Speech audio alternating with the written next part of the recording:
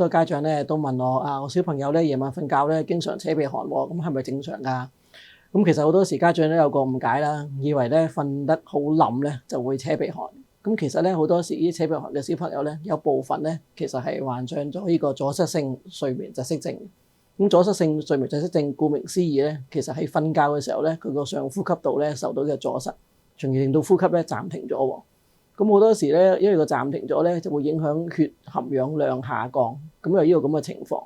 咁如果有咩症狀上需要擔心嘅咧，咁例如話夜晚瞓覺個鼻鼾真係好大聲啊，咁另外咧就輾轉反側瞓得好差，而日頭嘅時候咧，亦都會好似專注力不足啊，容易脾氣暴躁啊呢啲咁嘅情況。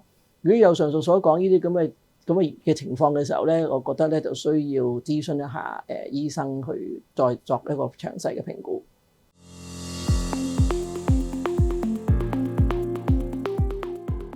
多數都係啲扁桃腺啊，或者個腺樣體肥大引致嘅。扁桃腺呢邊咧，其實喺個喉嚨後邊；咁個腺樣體咧，其實喺個鼻咽後邊。咁而呢兩個組織都喺個上呼吸道嗰度。如果佢哋肥大嘅話咧，就會阻塞咗個氣流。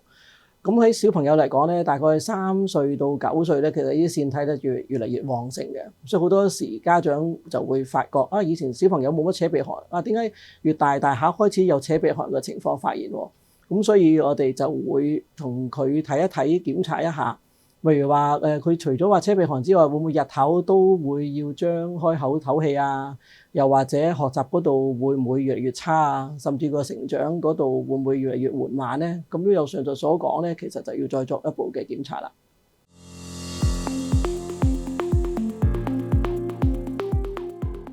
多數醫生都會問一問家長小朋友瞓覺嗰個病情係點樣啦，或者叫病史係點樣啦，會唔會真係扯得好犀利啊？輾轉反側，甚至乎會叫做錯醒咗嘅情況啦。咁另外當然會做一啲檢查啦。咁檢查咧，咁當然小朋友嚟講有時會有啲困難。咁但係咧我哋都盡量咧去令到病人擘大個口睇睇個扁桃腺大唔大啦。咁但係有時腺樣體咧，因為喺個鼻腔深入嘅位置，咁有部分病人咧，我哋都會做到內窺鏡檢查；而有部分病人做唔到內窺鏡檢查咧，可能我哋會用 X 光嘅檢查啦。咁所以咧睇一睇呢兩個部分。咁至於你話會唔會有做一個睡眠測試啊？咁其實睡眠測試咧，我哋都會有時會做嘅，但係我哋就唔係話針對每個小朋友都必定需要做一個睡眠測試。因為睡眠測試有時候咧貼咗好多嘢喺個身上邊咧，有時小朋友可能夜晚瞓覺，其實如果貼咗好多嘢喺度咧，都可能瞓得唔好，咁從而影響嗰個測試嘅結果。咁另外我哋耳鼻喉科裏邊咧，亦都有時會做一個叫做睡眠內窺鏡。咁睡眠內窺鏡顧名思義咧，就係我哋等個小朋友瞓着咗嘅時候，我哋放一個內窺鏡落去，從而睇睇佢邊個位置阻塞，從而更精準咁知道咧做乜嘢嘅療程比較適合。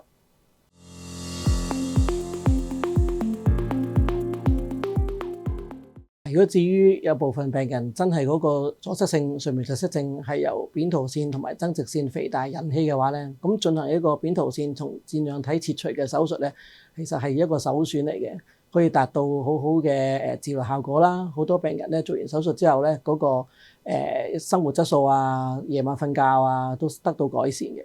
咁至於個手術係咪安全咧？咁其實咧呢個手術咧都好成熟㗎啦。其實咁好多病人家長咧都會問有幾個問題問啦。第一，會唔會太細個做手術啊？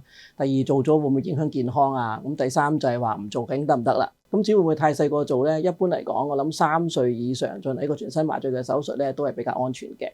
咁第二個問題就係做咗之後會唔會話影響佢健康咧？其實我哋應該反過嚟再睇睇，如果唔做呢個手術嘅時候，病人一路有一個阻塞性睡眠窒息症，其實都一路影響緊佢健康啊，影響緊佢成長。咁所以我哋呢個手術咧係幫助佢呢個生活嘅。咁第三就係話會唔會呢啲其實係會收縮而唔使做㗎？好多時咧家長都有呢個問題。咁但係咧要扁桃腺同埋腺樣體收縮嘅時間咧，可能要等到發育時期先至有比較明顯嘅收縮。咁但係呢個扯鼻鼾啊、阻塞性睡眠窒息症其實已經係好小朋友6、7、8歲嘅時候已經有啦。咁有時可能會等到嗰個情況，好多時就會延誤咗治療，達唔到最好嘅效果。